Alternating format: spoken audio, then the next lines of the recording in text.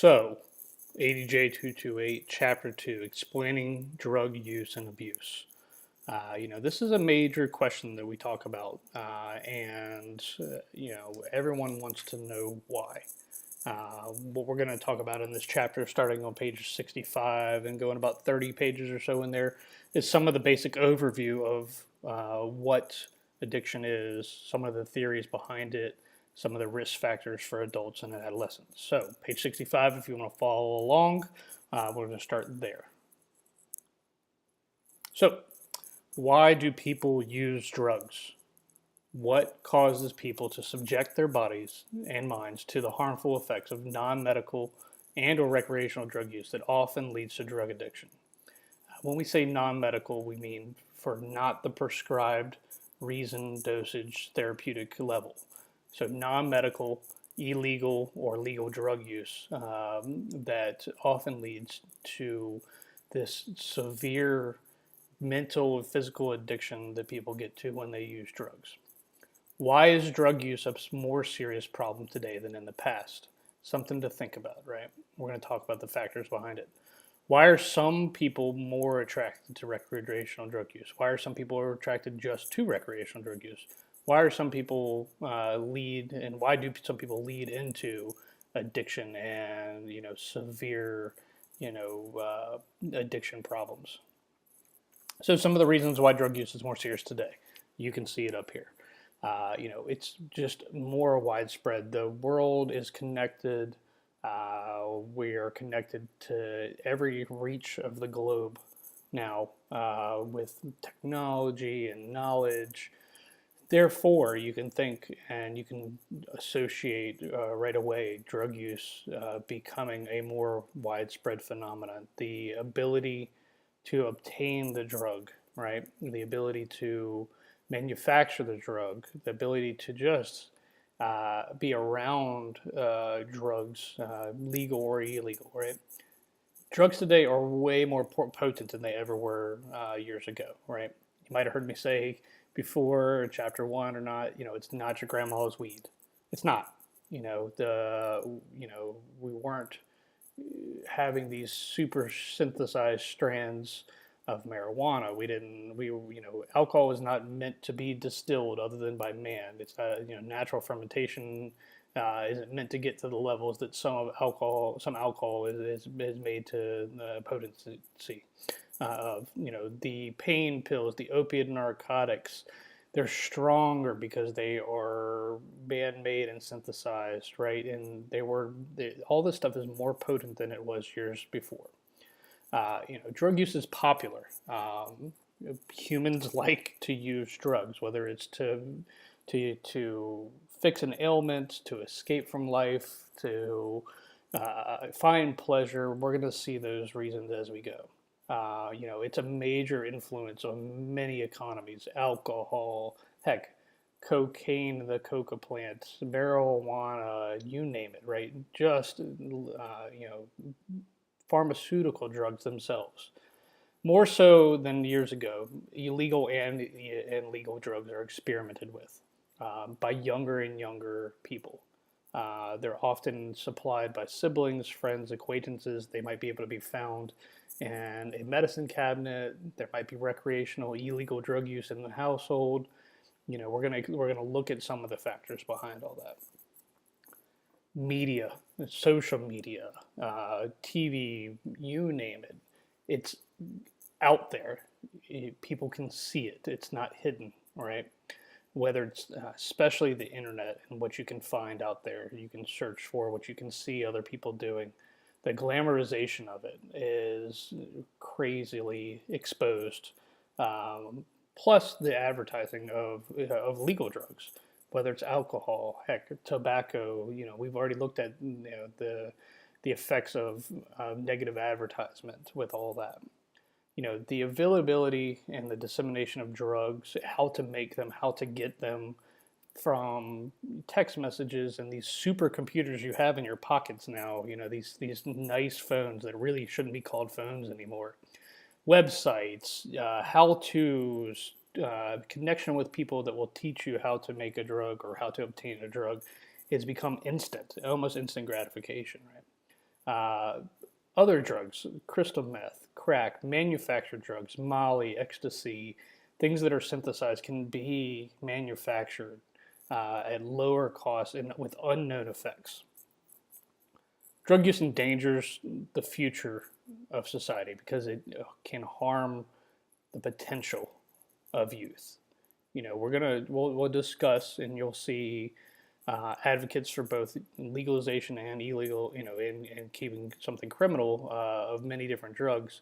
But I don't think anyone can argue the fact of the harmful possibility to the potential of the lives of many young men, women, families, whether it's alcohol, whether it's marijuana, whether it's pills, you name it.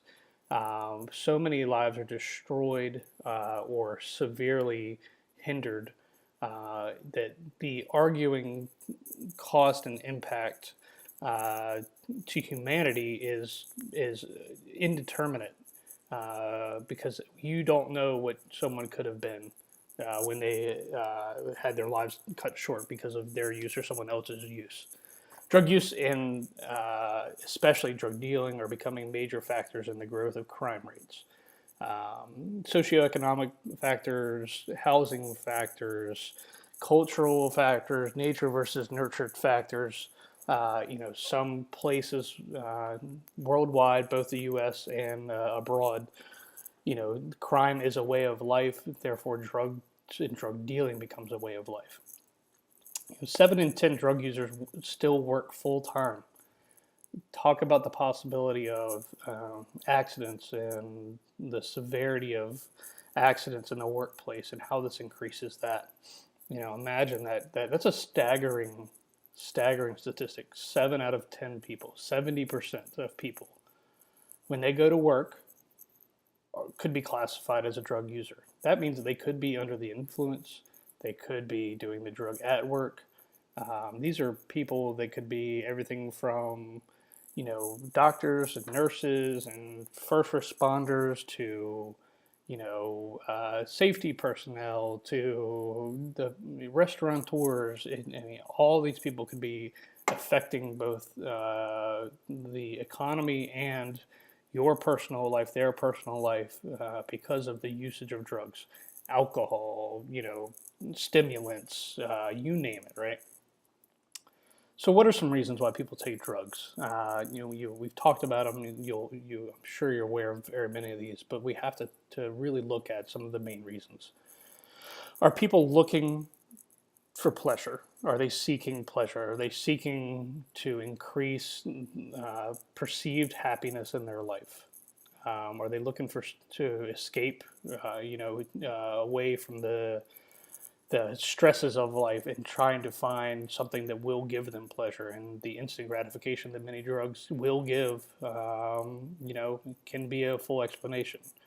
Are they taking it to relieve pain, an injury, depression? Are they using it for anxiety and stress? Are they using drugs because of peer pressure, friends and family? Are there religious or mystical connotations behind the drug use? Are they trying to enhance a social experience, a party, a get-together, a wedding, you name it, right? Are they trying to enhance work performance? Think about stimulants, caffeine, Adderall, right? Cocaine, any kind of upper, right? They're trying to make them be able to function more or higher performance, right?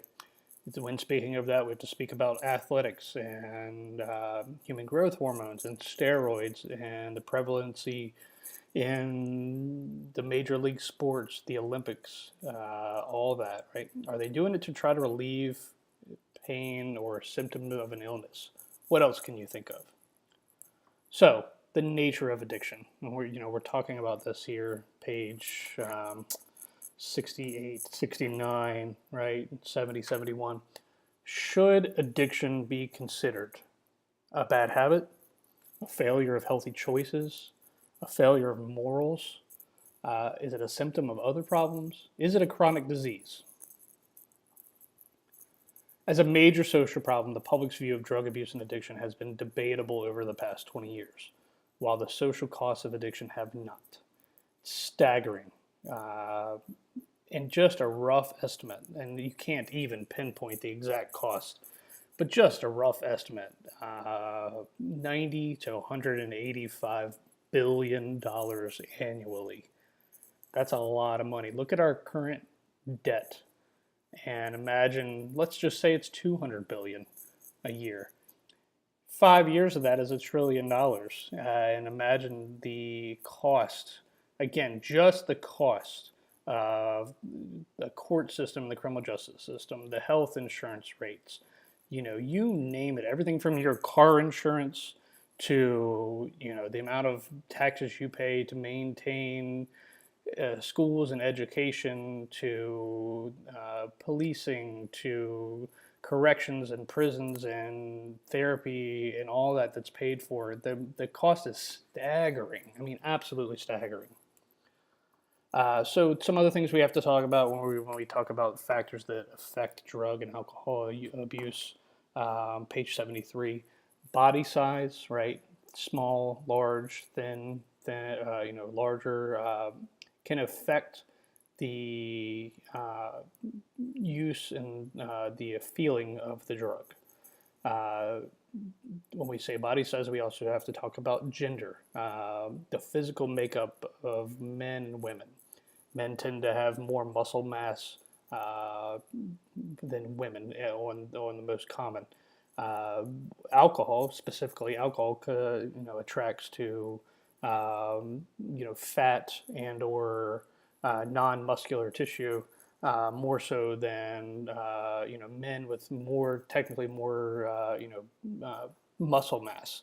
So that is a quick explanation biologically of how women can be more affected by alcohol or any depressant for that matter than a man. So a woman, same age, but smaller than an identical age man who's larger, who drinks the same amount of alcohol, will feel the effects stronger than the man will, just because of genetics, just because of biology. Another major factor, polydrug use, multiple drugs at the same time. Are they antagonizing each other? Are they canceling each other out? Are they adding, or do they have an additive effect to each other? Taking two stimulants together, taking two depressants together can be lethal combinations. Taking a stimulant and a depressant together can work against each other until one of them wears off. Is one fatigued or ill when they take the drug? It increases the drug effect. Is someone, especially with alcohol, is one using it on an empty stomach? Increases the effect, right? It goes straight into the system instead of being inhibited by the pyloric valve, which controls the rate and flow of substance through the body coming out of the stomach. The strength of the alcohol or the strength of any drug, right, can affect the reaction, right? Think about distillation of alcohol and higher levels of liquor compared to lower levels of liquor. Plus the mindset. Is one looking at it as a pleasurable thing, or are they looking at it as an impulse? Is it uncontrollable? What's their mindset that affects with drug use and alcohol use? When we talk about addiction, here's the big thing with addiction, right? It is chronic. It is a disease. It is a complex disease. You see there, it's a state of periodic or chronic intoxication that's detrimental to the individual and to the society, which is characterized by an overwhelming desire to continue taking the drug and to obtain it by any means. It comes from the Latin term adicere, which means and refers to the process of binding things together. The NIDA says that it's a chronic relapsing brain disease that is characterized by compulsive drug seeking and use despite harmful consequences. It is considered a brain disease because drugs can change the brain. They can change the structure and how it works. The brain changes can be long lasting and can lead to harmful behaviors. just think about that, right? That's a strong and powerful term, and a strong and powerful definition. The DSM manuals, they talk about addiction being the combination of abuse and dependence, and they refer to it as substance use disorder, talking about the combination of pharmacological, effects, the time it takes to obtain the substance and the craving of the drug together, uh, is looking at the addiction as a process. The social impairment, the risk associated to it, the inability of one to function in life, and the risk that they're willing to use it or take it, and what's encountered from it, the tolerance that they're building up to the drug. That's why this is a disorder, right? A disease and the disorder. It's interesting to look at it in both capacities. The withdrawal that one goes through when they're not using the drug. How severe is it? Is it mild, or is it leading all the way up to death? What is it? When we talk about disease and disorder, we have to talk about physical and psychological, right?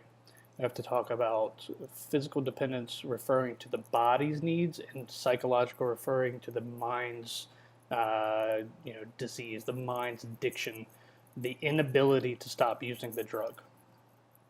When we look at addiction, looking at disease and disorder, we have to look at it from a couple different lenses, a couple different scopes.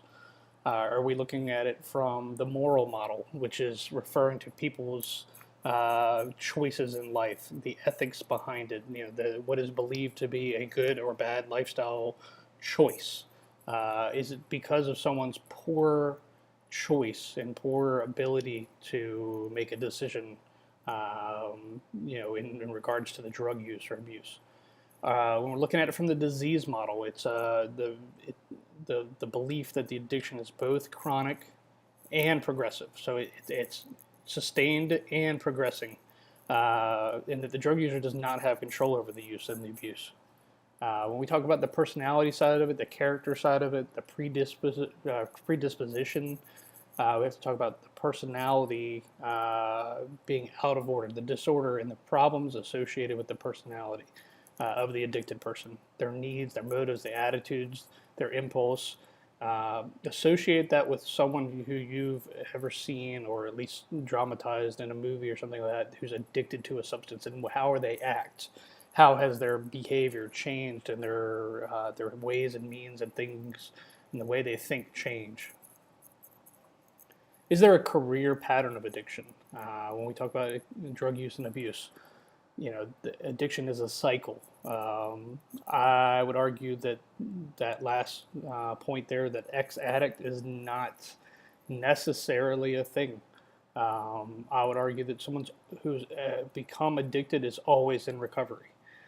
But does it start with, when we talk about the pattern, does it start with just an experimentation that leads and escalates into a need, into a desire, into the maintenance side of it, where it has to be used in order for someone to achieve their day-to-day goals and activities? Has it become a part of one's life to the point that it's now causing dysfunction and their inability to socially, familially adapt, workplace adapt to day-to-day goals? Is it causing a problem? There's your pattern. Once one's realized and is willing to realize that they have a problem, and they start to want to recover and get out of the drug use and abuse, what are they doing? What does that pattern look like? And again, this is theoretical, but is one ever successful in fully quitting? Or will they always have a tendency? And this is going to go to the whole psychological versus physical disease or disorder question.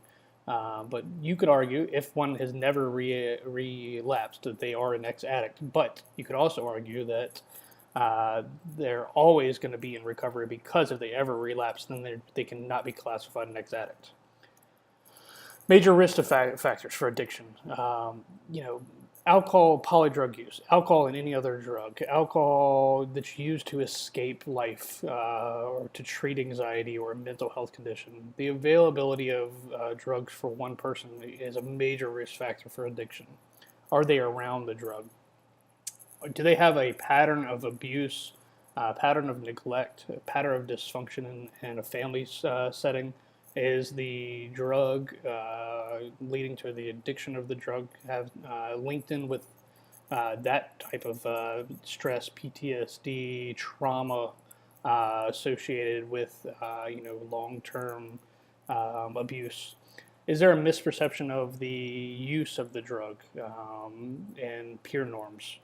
uh, are or is the drug or alcohol or whatever being used to the point that it's causing isolation, emptiness, disassociation of family and friends and workplace? Speaking of risk factors specifically to adolescence, physical and sexual abuse, was there any past or present abuse, that's causing, the drug use or the factor into the play for drug use?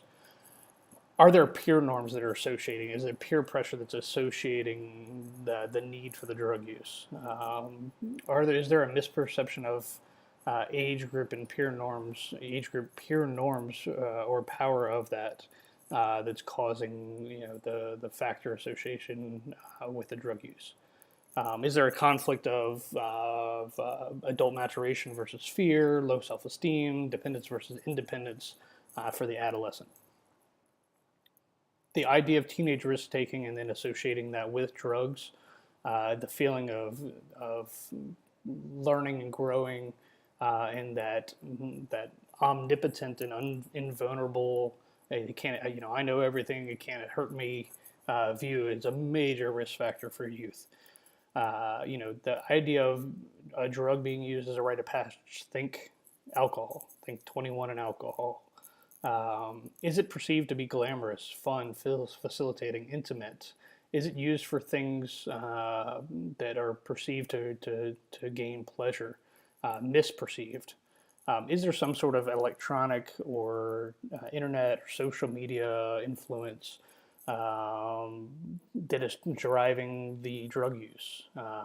Peer group drug use. It says MySpace, but think Snapchat, Instagram, all that, right? Twitter, Facebook, yada, yada, yada. Major risk factors for adults. We just talked about youth, let's talk about adults. Loss of meaningful role or occupational identity. Imagine if someone loses their believed set role in society. They lost their job, they lost their family or something, right? Loss or grief, isolation due to a divorce or a death, or their children leaving, and becoming an empty nest, no children around the house anymore. That's a major risk factor, filling a void is what we would call that. Is there a body image issue? Are you dealing with a newly diagnosed illness, cancer, diabetes, etc.?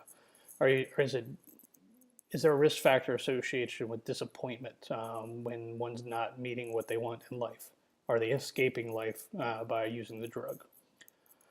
We have to talk about biology, genetics, biophysical theory, biophysiological theories for a little bit. And again, it's not a medical class. I'm not a doctor. However, addiction is based on genes. It's based on brain dysfunction. It's based on biochemical patterns. Again, disease and disorder. Biological explanations emphasize the effects of drugs on the central nervous system. You're going to see, we're going to talk all semester long about the drug use and the effect on the central nervous system. Reward centers, how the brain perceives the impact of the drug on the body or in the mind.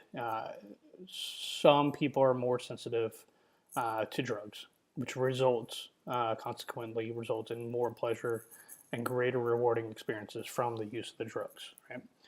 We all know or heard or have seen someone who's more apt to use a drug or more affected by a drug than another. Are we talking genetics? Are we talking familial? What are we talking here?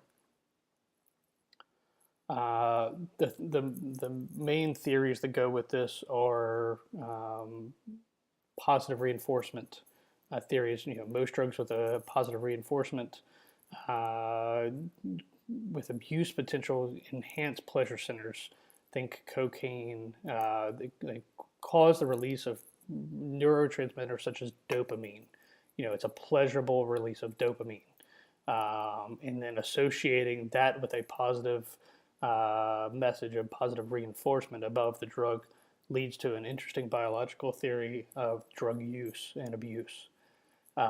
Psychiatric use or psychiatric disorders and drug abuse.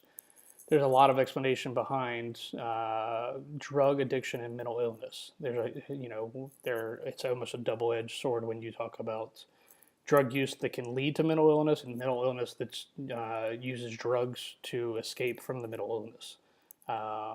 It's a symbiotic relationship, and a lot of times, when not treated properly, can have undiagnosed and profoundly detrimental effects on the user. Genetic explanations and inherited traits can predispose some individuals to drug addiction. There's a lot of research out there, family-based genetics of addiction, and we're still learning so much about the body and the brain. We talked about the dopamine. We talked about enhancing pleasure centers, the positive reinforcement when a drug gives someone the feeling of pleasure and then associating that with a positive thing is a bad connection when we're talking about abuse, especially abuse of a dangerous drug. Genetic explanations. We talked about the genetic. We talked about the factors that some inhibit some more than others. Some are so more affected and difficult to break the addiction cycle, and that could be genetically determined. The psychiatric disorders, like we said, the connection between and amongst drug use and abuse and mental health and psychiatric disorders, whether it's bipolar, whether it's anxiety, whatever you want to classify your psychiatric disorder as, a lot of times abuse of drugs goes hand in hand with, again, those factors back with why people do drugs. Sometimes with psychiatric disorder, those specific reward centers in the brain of those with severe psychiatric disorders are more and especially sensitive to the addictive drugs. Addiction is a medical condition of the brain, especially in addicts. Addiction is genetically determined, and people can, with this theory, can be predisposed, and much harder for them to abandon their abuse. So, when we talk about psychology and we talk about the explanations for drug use, we started talking back on this slide. The APA in the DSM manuals and all that, they classify severe drug dependence as a psychiatric disorder. Drugs that are abused can mimic mental illness. Consequently, mental illness can cause drug use and abuse. People are trying to achieve something when they use a drug. Whether it's a positive achievement or not, it can be associated with escaping reality, even for a short period of time. Someone who drinks too much, even if it's just on an occasional basis, sometimes their drinking can be to escape. It can be out of boredom. It can be coping with anxiety. It could be self-destructive or self-indulgent destructive tendencies. It could just be going along with peer pressure and peers. It could just be blindly using drugs without understanding what it's actually doing. But the self-medicating side of it is the one that really connects with the criminal justice context. We have to talk about theories and how people learn to take drugs, people learn to acquire drugs, how they learn to associate the rewards and/or the pains and pleasures of a drug, with their with their belief and the stimulus of the belief. So are you, is one conditioned to reinforce a positive role when using a drug? Are they conditioned that when I drink, I will relax? And so therefore, I have to drink to relax. It's an interesting question. And if they've been conditioned and learn that theory that a depressant, alcohol, or any depressant, but a depressant allows me to relax. Therefore, in order to relax, I have to use depressants. They start to learn that they have that habitual pattern in the addiction is associated with that context. So, who are at risk, right? People who are at high risk for drug use are often known as drug sensation seeking individuals or simply sensation seekers. They're continually searching for something new, something that's thrilling, an experience in their life, and they have a pursuit to do new and dangerous things. Those are high risk, right? Because drugs can cause high stimulation, high depression, hallucination, you name it, right?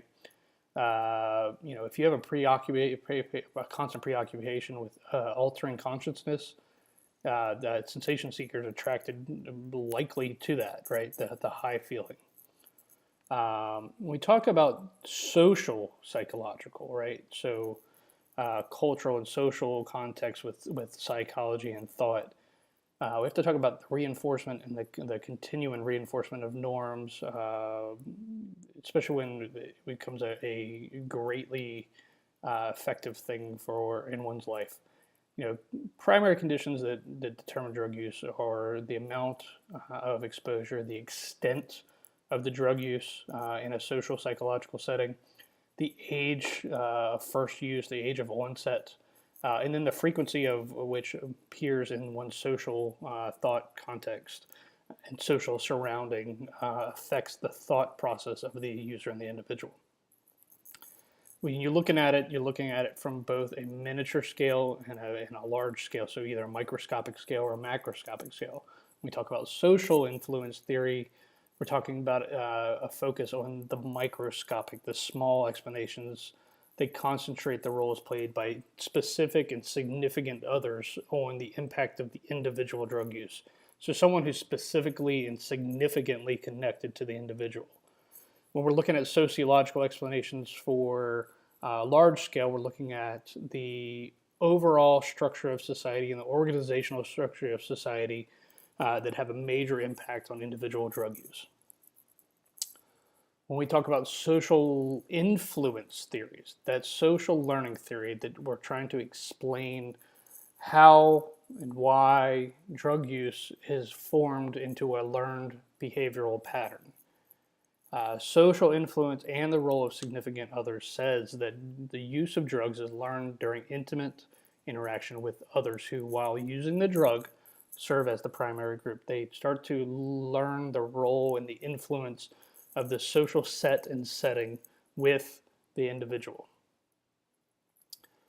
Is one labeled? Is there a labeling theory which says people whose opinions we value have a determining influence over our self-image? Those who we associate and we want to mimic and be like, especially with adolescents, the labeling and trying to fit in, those key factors, and you have to look them up in your book here and be able to explain them. But is it a primary deviant thing? Is it a secondary deviant thing? Is it a trying to achieve a master status, or is it some sort of retrospective interpretation of one's being and social influence? Even with subculture, we're talking about a peer pressure and the determining cause of the drug experimentation. I can't even say that word. We're talking about going back to, again, now that was the small influence, and now we're going back to the large influence, the macroscopic influence of structural influence, focusing on the organization of the society as a group, or of the society, a group, or the subculture, and its responsibility for the drug users, drug abuse by its members. Social disorganization and social strain theories. Drug use is caused by rapid and disruptive social change in society. With control theories, we're talking about belief that if people are left without attachments, if they don't have that controlled attachment, that bond to family, peers, social context, they'll have a tendency to deviate from those expected cultural norms that are attached with those social institutions and the family institutions, and deviate into possible drug use, right? So let's finish up these last couple of slides with some of the danger signals of drug abuse.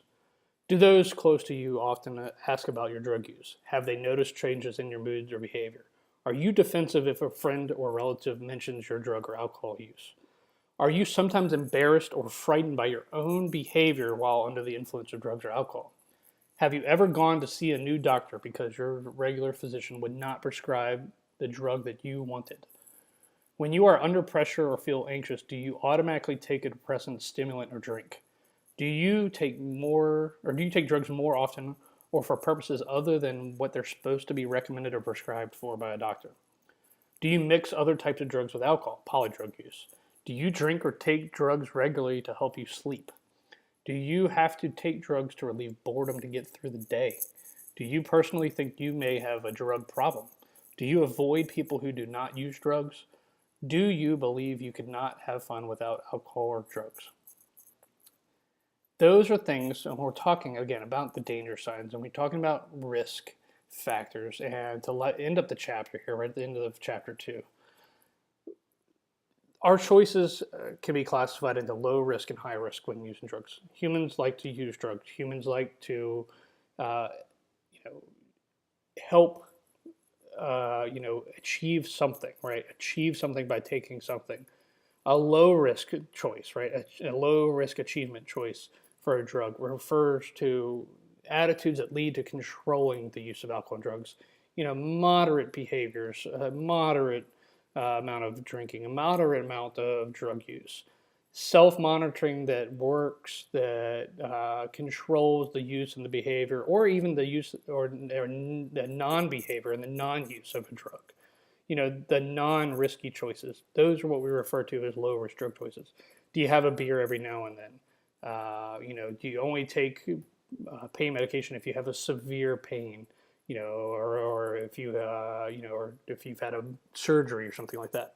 However, the opposite of that, the high-risk drug choices, the high-risk factors, those refer to the values and the attitudes that lead to using drugs both in habit and addictively, such as constantly searching for people who drink or drinkers or parties where drugs and drug users are, hanging out and associating one and connecting that with the need for the lifestyle choice. So chapter 2, again, 30-some pages, interesting chapter when it comes to talking about high risk, low risk, factors, addiction, why we use drugs, why we don't use drugs, teens, adults, adolescents, in the association of theories behind use and association behind biology and genetics. So that's chapter 2. I'd be very familiar with the terms and the remaining terminology in chapter 2.